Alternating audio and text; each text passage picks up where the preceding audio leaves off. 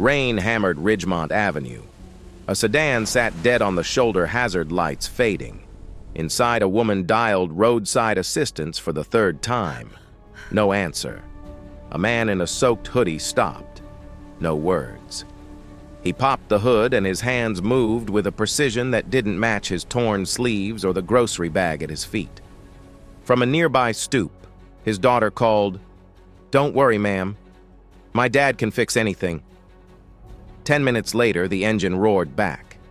Before the woman could speak, the girl asked her father one quiet question, and both adults went still.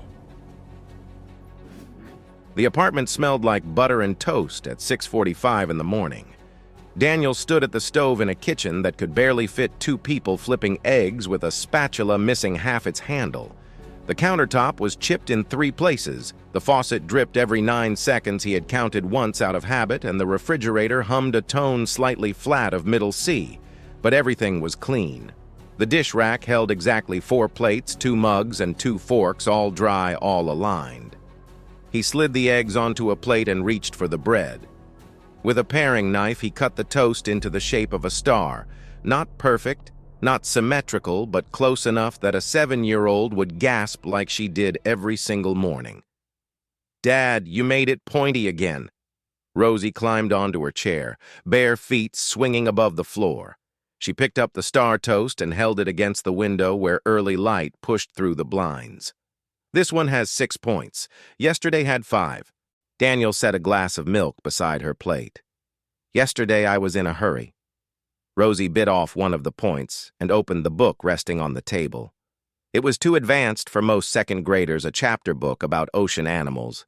But she moved through it the way some children moved through cartoons, effortlessly, hungrily. She read a line out loud, something about how octopuses had 3 hearts, then looked up at her father with wide eyes. "Do you think that means they love 3 times as much?" Daniel poured himself coffee in a mug that said "World's Best." The rest had faded off years ago. "I think it means they need a lot of blood pressure." Rosie laughed. It was the kind of laugh that filled a small apartment entirely, that pushed against the thin walls and made the neighbors think this place held more people than it did. On the bookshelf near the door, between a stack of Rosie's picture books and a broken alarm clock Daniel kept meaning to fix, sat 3 thick volumes with cracked spines. Engineering textbooks. The titles were faded, but the pages inside were still marked with pencil notes, neat, precise handwriting. In the margins, equations, circled diagrams annotated. Rosie had asked about them once. "Dad, why don't you read these anymore?" Daniel had looked at her then, at the books, then back at her. "I read you instead," he told her. "You're more interesting." She had accepted that answer the way children accept most things, completely without suspicion. But sometimes Daniel caught her glancing at those books with a curiosity she hadn't yet learned to name. They walked to school together as they did every morning. Daniel carried Rosie's backpack because she said it made her arms tired, and Rosie carried a rock she had found the day before because she said it looked like a whale. The neighborhood wasn't kind. Chain-link fences leaned at angles, and half the storefronts on the block were boarded, but the walk itself was gentle. Daniel knew every crack in the sidewalk. Rosie had named most of them. "Miss Meredith said my drawing was the best one yesterday," Rosie announced, stepping over the crack she called Gerald. Daniel adjusted the backpack strap on his shoulder. "What did you draw, us?"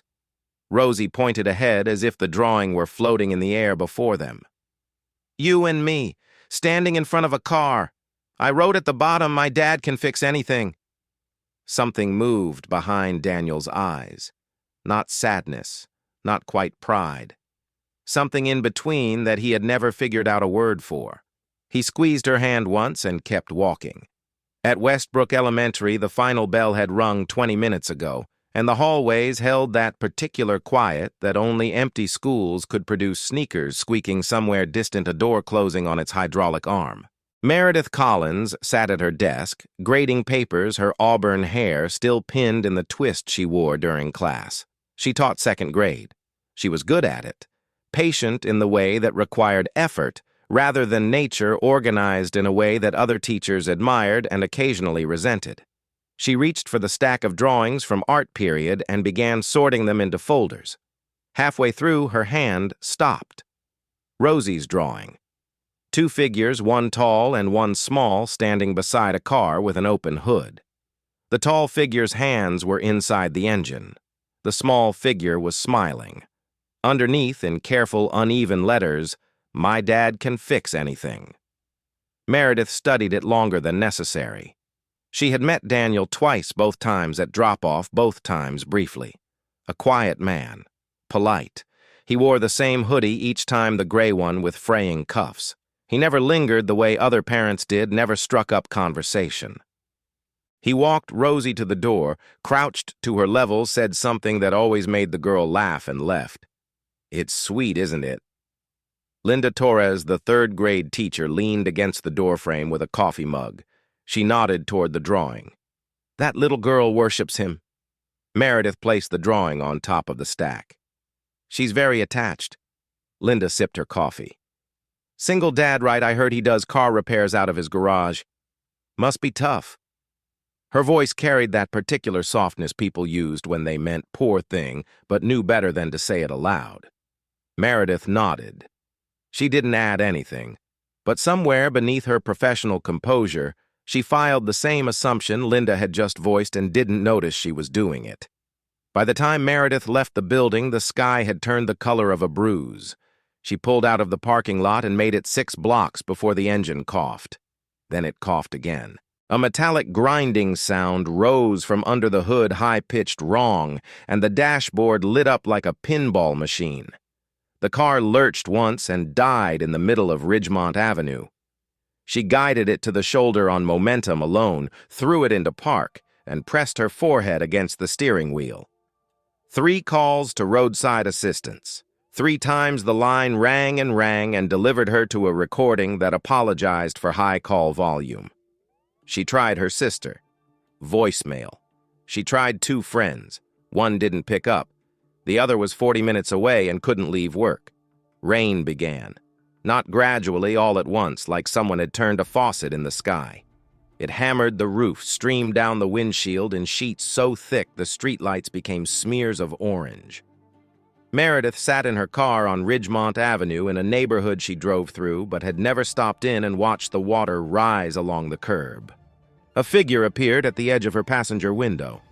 A man in a dark hoodie carrying a grocery bag already soaked through. He stood there for a moment looking at the car, then at the hazard lights blinking weakly, then at the hood. He didn't knock on her window. He didn't wave. He set the grocery bag on the sidewalk and walked to the front of the car.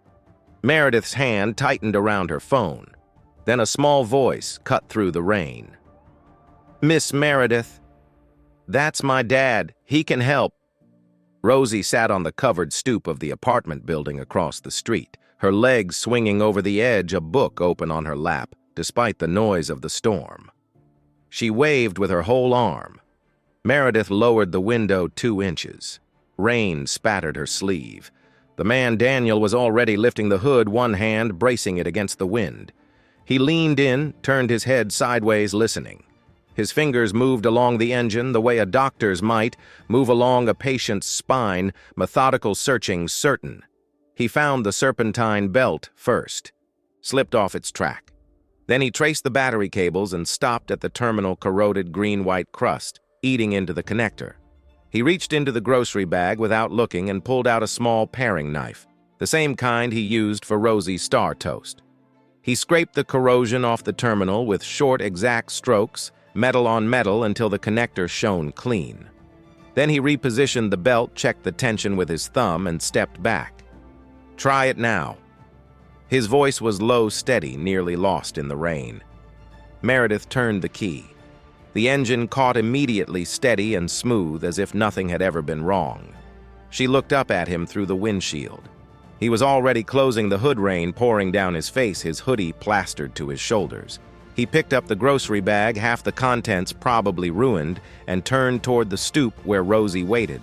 Meredith opened her door halfway. "Wait, please. How much do I owe you?" Daniel looked back at her. Water ran from his brow into his eyes, and he blinked it away. "You don't owe me anything. You're Rosie's teacher." He said it simply the way someone might say the sky is blue, not as a favor, not as generosity, just as fact. Before Meredith could respond, Rosie hopped off the stoop and took her father's hand. The girl looked back at Meredith through the car window, waved with her free hand, and then turned her face up toward Daniel. "Dad, is Miss Meredith your friend?" Daniel kept walking. "She's your teacher, baby." Rosie didn't say anything after that, but her eyes moved between her father and the rearview mirror of the sedan pulling away, and there was something in them, a sharpness, a quiet calculation that didn't belong to a 7-year-old and yet fit her perfectly. That night, Meredith sat in her living room with her laptop open and a cup of tea growing cold beside her. She had searched serpentine belt replacement and read 3 articles. She had watched a 12-minute tutorial. The mechanic in the video used a specialized tensioner tool and needed a flashlight and an assistant to hold the hood. It took him the full 12 minutes, and he still struggled with the alignment. Daniel had done it in the rain in the dark with a grocery store paring knife and his bare hands. In under 10 minutes. She closed the laptop and stared at the wall. On the coffee table beside her bag sat the stack of student drawings she had brought home to finish sorting. Rosie's was on top. "My dad can fix anything." Meredith had spent 6 years teaching. She had learned to read parents quickly, the over-involved ones, the absent ones, the ones who showed up smelling like last night's drinks, the ones who wrote 3-page emails about gluten. She had categorized Daniel the first time she met him low-income single father doing his best, a man whose life had narrowed to survival. But something about tonight didn't fit inside that frame. The way his hands had moved, the speed of his diagnosis, the quiet confidence that wasn't performed, it simply existed the way gravity exists, without needing permission. She picked up her phone, then set it down. She wasn't sure what she would even say. The next afternoon, after the final bell, Meredith drove back to Ridgemont Avenue. She told herself it was to say a proper thank you. She told herself it was because she had been rude sitting in her car while a man stood in the rain fixing her engine. She told herself several things, and none of them were the full truth. The full truth was that she was curious in a way that made her uncomfortable, because curiosity in this case meant admitting she had been wrong about something and she wasn't yet sure what.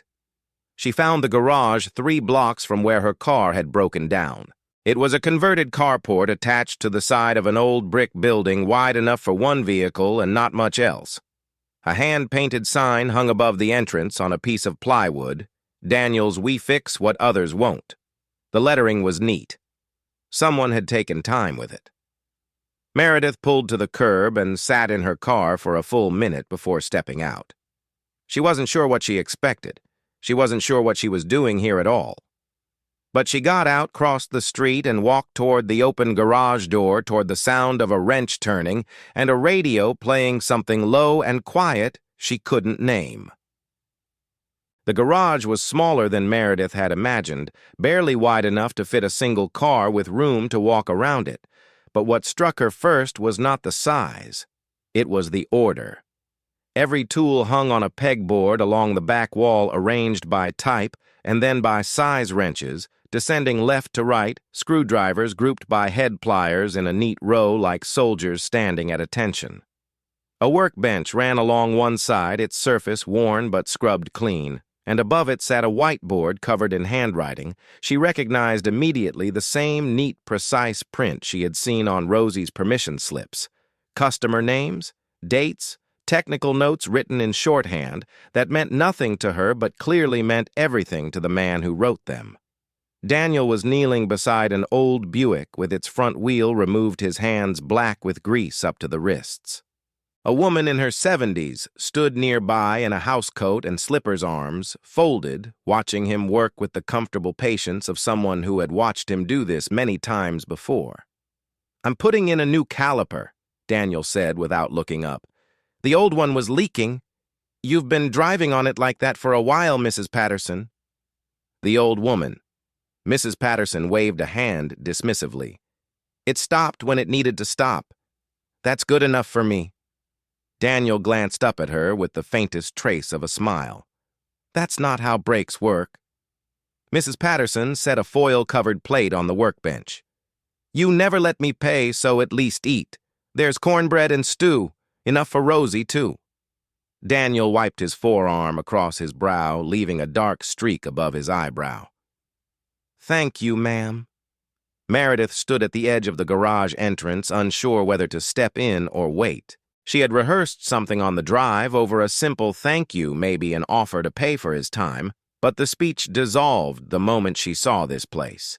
This was not a man tinkering with cars to get by. This was a workspace built with intention. The pegboard, the whiteboard, the careful arrangement of manuals stacked on a shelf beside the workbench, 3 of them with titles she couldn't fully read from where she stood, but thick enough to be textbooks. Mrs. Patterson noticed her first. The old woman looked Meredith up and down with the frank appraisal of someone who had lived long enough to skip politeness when it wasn't necessary. You here for a repair, honey? Meredith straightened. No, I'm Rosie's teacher. I came to thank Daniel for helping me yesterday, with my car. Daniel stood up, wiping his hands on a rag that was already more grease than cloth. His expression didn't change, not guarded, not warm, just steady. You didn't need to come all this way. I wanted to. Meredith took a step inside. The concrete floor was swept clean, and she could smell motor oil and something faintly metallic undercut by the cornbread cooling on the workbench. What you did last night in that rain with no tools, I looked it up afterward. Most mechanics would need a tensioner and a flashlight at minimum. Daniel folded the rag once, then again. Most mechanics haven't done it a few thousand times. The answer was simple, but it carried weight she couldn't quite place. She wanted to ask where had he done it a few thousand times and for whom, and why was he here now in a converted carport on Ridgemont Avenue not charging an elderly woman for brake work? But Daniel's face offered nothing extra. He was polite, he was present, and he was clearly finished with the subject. Dad. Rosie appeared from behind a curtain hung across the back of the garage, a makeshift partition separating the work area from a small space where a folding table held school books, crayons, and a half-eaten apple. Miss Meredith, you came? Her voice rang through the garage with a delight that seemed to surprise even Daniel. Rosie ran to Meredith and hugged her around the waist, then pulled back and looked between the 2 adults with an expression that was hard to read, something between satisfaction and anticipation, as if a theory she had been developing was beginning to prove itself correct. Meredith stayed for 12 minutes. She knew because she counted afterward sitting in her car trying to understand why 12 minutes in a garage had unsettled her more than 6 years of parent-teacher interactions. Daniel answered her questions the way he did everything efficiently without excess. Yes, he had learned mechanics in school. A long time ago. Yes, the garage kept him busy enough. Rosie did her homework in the back while he worked. It was a system. It worked. Not once did he explain himself.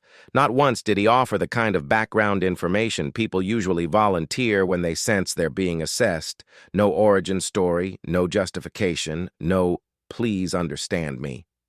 He simply existed in his space, doing his work, raising his daughter, and if Meredith wanted to stand in the doorway and watch, that was fine. But he wasn't going to perform for her. Rosie sat on a stool near the workbench, drawing in a sketchbook. Every 30 seconds or so, she lifted her head and looked at Daniel talking to Meredith, then looked back down at her paper with a small private smile, the kind of smile that meant she was filing something away for later. 2 weeks later, the parent-teacher conference arrived, and with it every assumption Meredith had left. The gymnasium at Westbrook Elementary had been divided into stations with folding tables and plastic chairs. Parents moved from table to table, some confident, some anxious, most somewhere in between.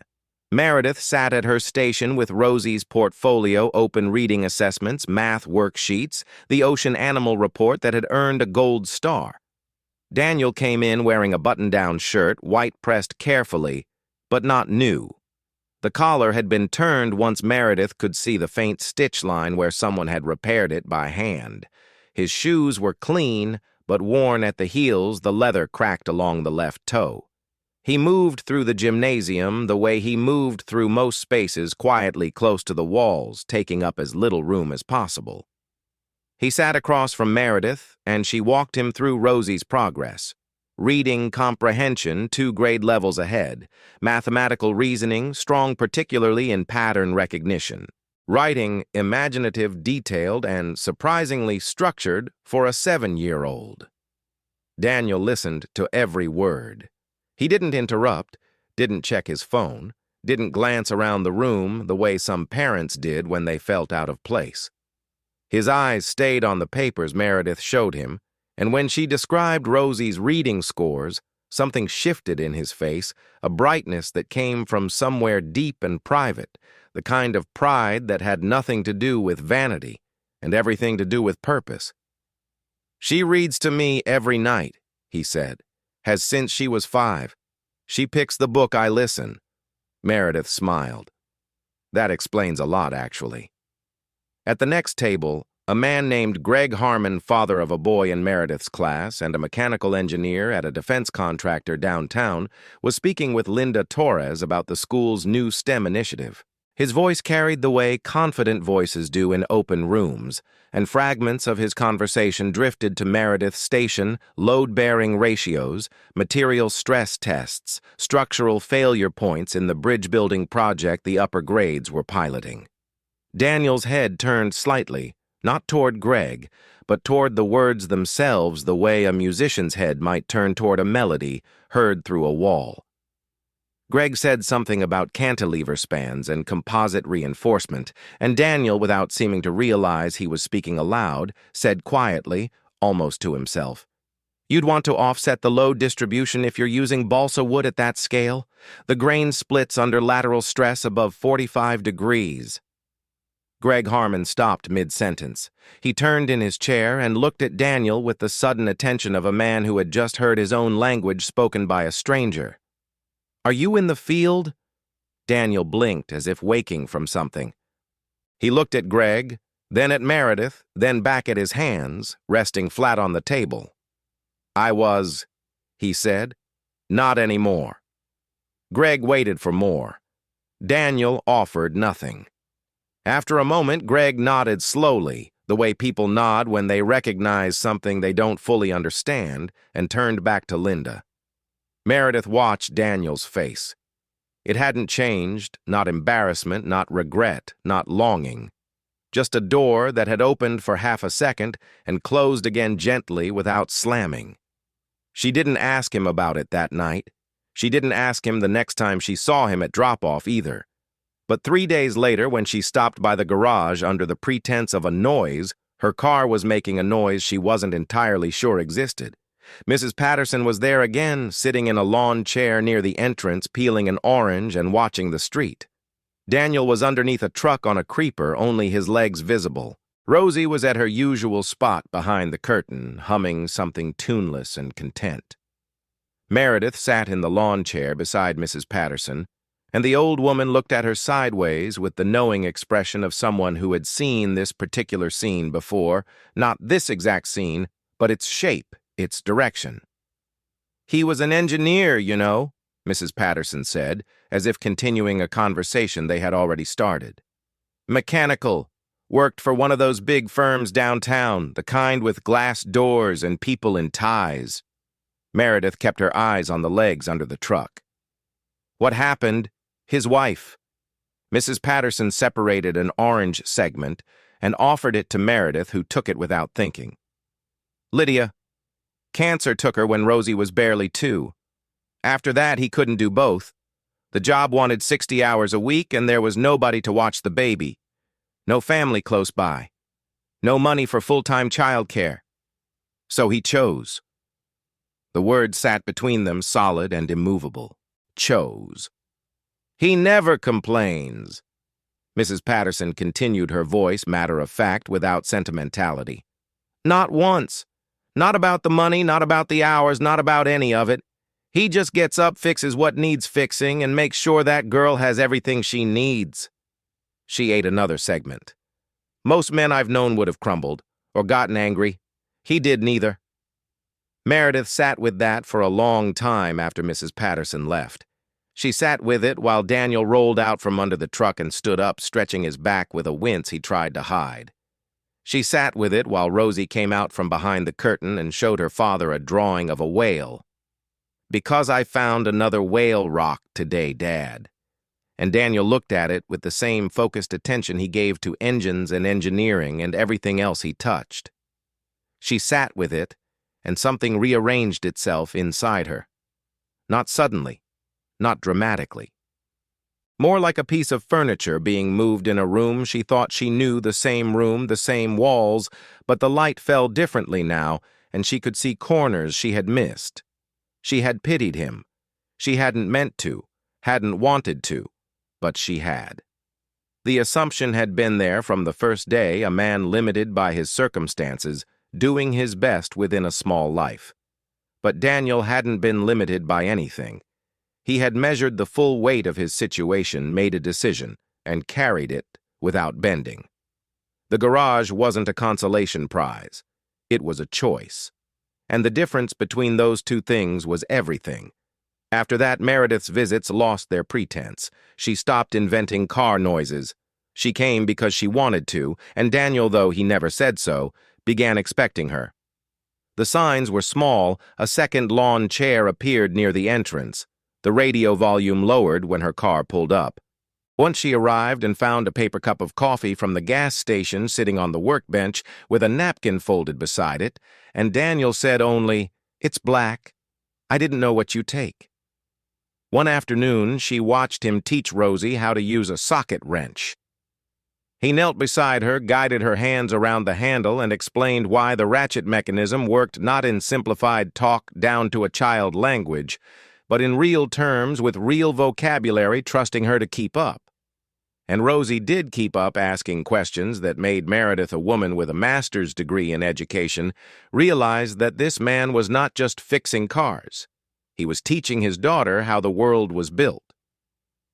A week later, Meredith ran into the two of them at the public library on Greenfield Street. Rosie was in the children's section, cross-legged on the floor with a book about female astronauts, and Daniel sat at a table nearby reading something of his own. Meredith almost didn't approach. She wasn't sure the rules of their acquaintance extended beyond the garage, but Rosie spotted her first and waved, and that settled it. She sat across from Daniel and glanced at his book. Not a novel. A hardcover about bridge design, cable-stayed structures, suspension principles, load analysis. The cover was creased, and the library sticker on the spine was peeling, but the pages were bookmarked in 3 places with torn strips of newspaper. "Light reading," she said. Daniel looked at the cover as if noticing it for the first time. "I still like looking at how things hold together." The sentence landed between them with a weight neither acknowledged. They talked for 20 minutes about Rosie's reading habits, about a car Daniel was restoring for a customer who couldn't afford a new one, about a book on tidal patterns Meredith had read in college and still thought about. It was the first conversation between them that had nothing to do with obligation or courtesy.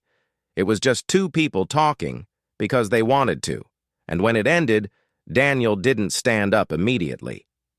He stayed in his chair looking at the library window, where afternoon light came through the glass, and for a moment the careful distance he maintained around himself seemed thinner. That night after she had gone, Rosie sat on the edge of her bed, while Daniel untied her shoes.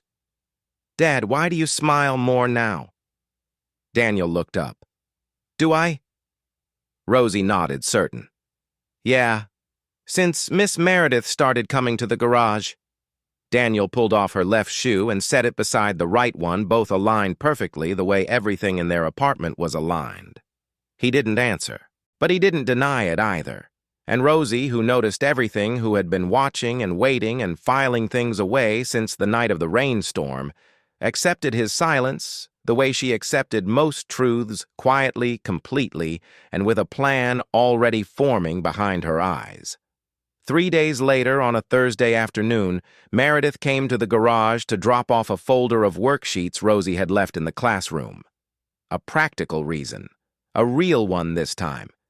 Daniel was replacing a water pump, his hands deep inside an engine bay. Rosie sat on her stool, drawing.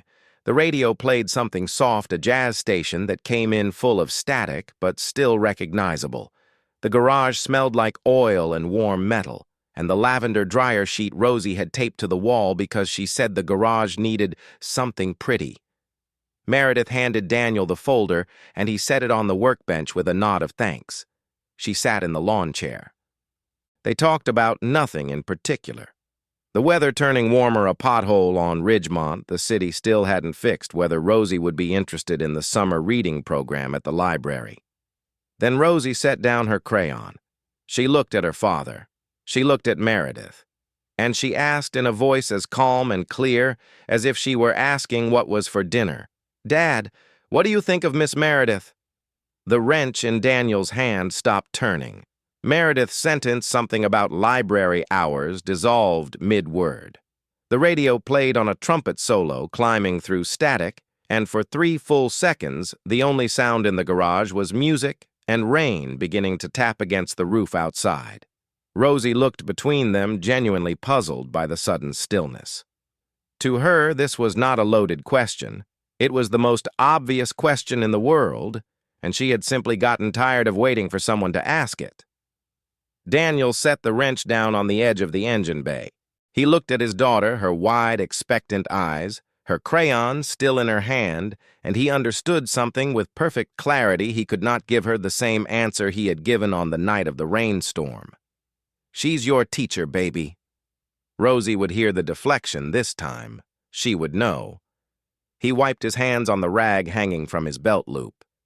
He looked at Meredith, who sat very still in the lawn chair, her fingers pressed together in her lap, and then back at Rosie. "I think she's someone worth knowing," he said. The words came out slowly, each one placed with care, the way he placed his tools on the pegboard deliberately in exactly the right spot. It was not a declaration. It was not a promise. But for a man who had not allowed anyone into the space he shared with his daughter for 5 years, it was the most he had ever said. Meredith heard it. She heard what was in it and what was underneath it and what it cost him to say it in front of his child in his garage with grease on his hands and nothing to hide behind. Her eyes stung and she blinked hard, and she stood up from the lawn chair with a motion that was just slightly too quick. "I should go," she said. Her voice held steady, but only just. "Thank you, for I'll see you both at school." She walked to her car. She sat behind the wheel. She did not start the engine for a long time. Inside the garage, Rosie picked up her crayon and went back to drawing. Daniel stood motionless beside the open hood, the rag still in his hands, looking at the space where Meredith had been sitting. Rosie glanced up at him once briefly with an expression far older than 7, and then returned to her sketch, humming the trumpet melody from the radio, as if nothing unusual had happened at all.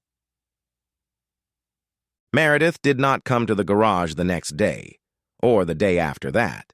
At school, she taught her classes graded papers, smiled at students in the hallway, and moved through her routine with the mechanical precision of someone deliberately not thinking.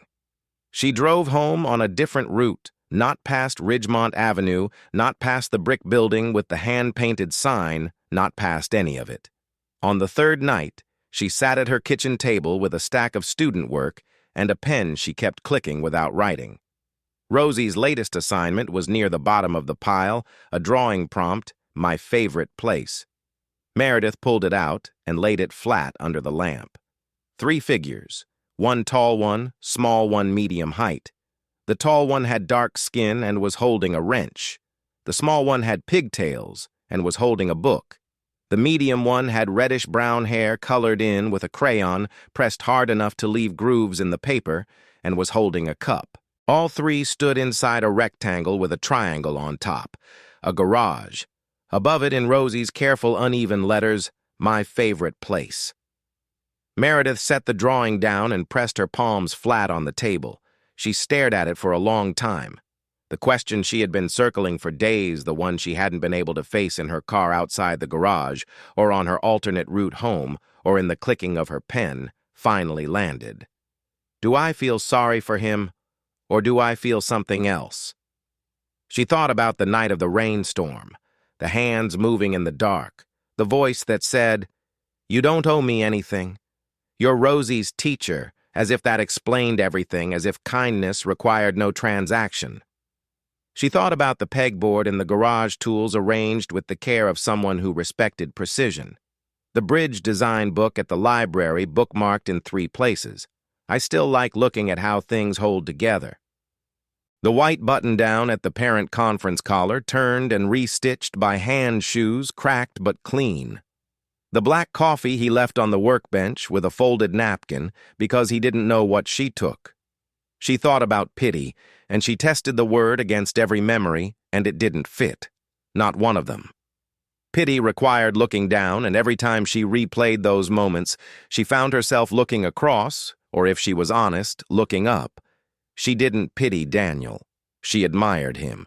And the distance between those two things was the distance between who she thought she was and who she actually turned out to be. 4 blocks away in the apartment above the garage, Daniel sat at the kitchen table after Rosie had fallen asleep.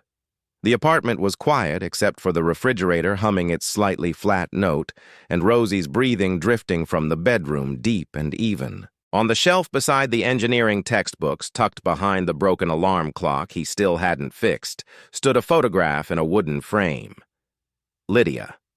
Taken the year before Rosie was born, laughing at something off camera, her head tilted, one hand raised, as if reaching for whoever held the lens. Daniel hadn't moved the photo in 5 years. It stayed in the same spot at the same angle, catching the same light every morning. He looked at it now, not comparing, not measuring one face against another, just asking a question he had never allowed himself to ask before. Am I allowed to move forward? Not, am I allowed to forget? He would never forget. Lydia was in every star-shaped piece of toast in every crack in the sidewalk Rosie had named in the engineering books he still couldn't bring himself to open, but also couldn't throw away. She was permanent.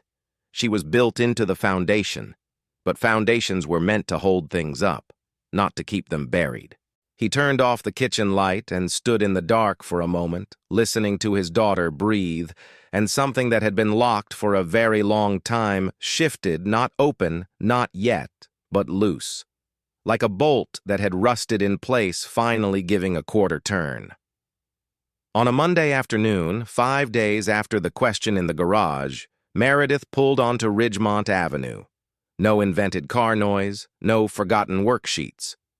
She carried 2 paper cups of coffee from the place on Greenfield Street, and when she walked through the garage entrance, she said the only thing she had planned to say. "I brought coffee. Is that okay?" Daniel was at the workbench cleaning a carburetor with a wire brush. He looked up at her and something moved behind his eyes, relief maybe, or recognition, or something quieter than both. He set the brush down, reached behind him, and pulled the second lawn chair from against the wall. He unfolded it and placed it beside the first one near the entrance where the afternoon light came in. It was the first time he had done that. Every other time the chair had simply been there already open, as if it had appeared on its own. This time he pulled it out himself. He placed it deliberately, and Meredith understood the gesture for exactly what it was. She sat down. She handed him a cup. "It's black," she said. "I figured." Daniel took it. The corner of his mouth moved, not quite a smile, but the place where a smile would start. "Thank you." They talked about ordinary things. Rosie's latest book, she had moved on from ocean animals to space exploration, and had informed Daniel that she intended to be the first person to open a library on Mars. A car Daniel was restoring for a customer on a payment plan. The pothole on Ridgemont that the city had finally filled badly so that it was now a bump instead of a hole. Meredith described a new reading program the school was piloting, and Daniel listened with the same focused attention he gave to everything, head slightly tilted, eyes steady, taking it in. Neither of them mentioned the question. Neither of them mentioned the answer. They didn't need to. The coffee, the chair, the fact that she had come back and he had made room, those were the words that mattered, spoken in a language that required no sound. Rosie emerged from behind the curtain with her sketchbook and a crayon behind each ear. She saw Meredith, and her face opened into a wide, unhurried grin. But she didn't say anything extraordinary. She didn't ask any questions. She simply sat on her stool, opened her sketchbook, and began drawing, humming a tune that might have been the trumpet solo from the jazz station, or might have been something entirely her own. She glanced at the two adults once, just once, and the look on her face was the look of someone watching exactly what they expected to see. 3 weeks later, Daniel stood in front of the bathroom mirror at 6 in the morning, holding two shirts. One was the white button-down he had worn to the parent conference collar, turned cuffs starting to fray. The other was a blue one he hadn't worn in years, found folded at the bottom of a drawer beneath winter clothes he never needed in this climate. It still fit. He chose the blue. Rosie sat on the edge of her bed, already dressed feet swinging above the floor in the rhythm she had never outgrown. She watched her father button his shirt, with the same careful attention he gave to everything. "You look nice, Dad." Daniel adjusted the collar in the mirror. "It's your birthday. I should look nice." Rosie tilted her head and a grin crept across her face, slow knowing entirely too wise. "Is Miss Meredith coming?" Daniel smoothed the front of the shirt with his palm. He looked at his daughter's reflection in the mirror. "I invited her." 2 words. I invited her. Ordinary words. But Rosie understood the way she understood most things, that ordinary words could carry extraordinary weight when spoken by a man who had spent 5 years inviting no one. She bounced once on the mattress. Good. The garage had been transformed. Not elaborately, Daniel didn't have the budget for elaborate, but with care. String lights hung in loops from the ceiling beams, casting the concrete floor in warm gold. Balloons in purple and yellow, Rosie's chosen colors, were tied to the workbench legs and the lawn chairs and the hand-painted sign above the entrance. Mrs. Patterson had arrived early with a cake homemade 3 layers, frosted in white with purple flowers piped along the edge. She set it on the workbench beside a stack of paper plates and a jar of lemonade. "I would have made 4 layers," Mrs. Patterson told Daniel, straightening a balloon that had drifted crooked, "but my oven has opinions." Neighborhood children filtered in, 4 of them friends of Rosie's from the block, carrying small wrapped gifts and the buzzing energy of 8-year-old anticipation. Rosie moved among them like a host twice her age, showing them the garage, pointing out tools by name, explaining what a carburetor did, with a seriousness that made Mrs. Patterson laugh behind her hand. Meredith arrived at 4:15. She wore a green dress Rosie had never seen before, and her auburn hair was down for the first time loose past her shoulders, instead of pinned in the twist she wore at school. She carried a gift wrapped in paper covered with tiny rockets. Rosie tore the paper off in 3 seconds flat. Inside was a hardcover book with a bright cover portraits of women in hard hats and lab coats standing beside bridges and aircraft and machines. Women who built the world stories of extraordinary engineers. Rosie held the book with both hands and stared at the cover. She turned to Daniel, eyes enormous. "Dad, look, girls can be engineers too." Daniel looked at the book. He looked at his daughter's face, illuminated electric blazing with a possibility she had just discovered and already claimed as her own. Then he looked at Meredith, who stood beside the workbench with her hands clasped in front of her, watching Rosie with an expression that held no pity, no charity, no distance, just warmth, just presence. "Thank you," Daniel said to her. His voice was quiet, and it carried more than 2 words could reasonably hold. Meredith nodded. She understood what he was thanking her for. It wasn't the book. The party wound down as the sun dropped behind the buildings on Ridgemont Avenue. The neighborhood children left one by one, carrying leftover cake and napkins. Mrs. Patterson packed up her plate and her jar and kissed Rosie on the forehead. 8 years old, she said, shaking her head. Lord, help us all when you're 18. Rosie had fallen asleep on the lawn chair, her head resting against the armrest, the engineering book open across her chest. One hand still held a purple balloon string. Her breathing was slow and steady, the deep rhythm of a child who had used every ounce of her day. Daniel and Meredith stood near the garage entrance side by side, looking out. The sky was clear, no clouds, no rain, just the deep blue-black of early evening, and the first stars beginning to show above the rooftops. The string lights behind them hummed softly, casting their shadows long and joined across the sidewalk. Neither spoke. The silence between them was not empty, it was full the way a room is full after music has stopped, but the notes still hang in the air. Meredith reached over and placed her hand on Daniel's forearm, lightly, briefly, a touch that lasted no more than 2 seconds before she withdrew it and folded her arms against the evening chill. Daniel did not look at her, but he smiled slowly, quietly with his whole face, and it was a smile Meredith had never seen before. Not the faint trace he gave Mrs. Patterson, not the brightness he showed when Rosie read her scores. Something new. Something that belonged only to this moment, to this doorway, to this clear sky after so many storms. Behind them, on the lawn chair, Rosie opened one eye. She saw her father smiling. She saw Meredith standing close. She saw the string lights glowing and the stars coming out and the garage, her favorite place, holding all of them together. She closed her eye, pressed her cheek against the book on her chest, and smiled a smile that no one saw, but that changed everything. Some plans don't need words. They just need a little girl who sees everything.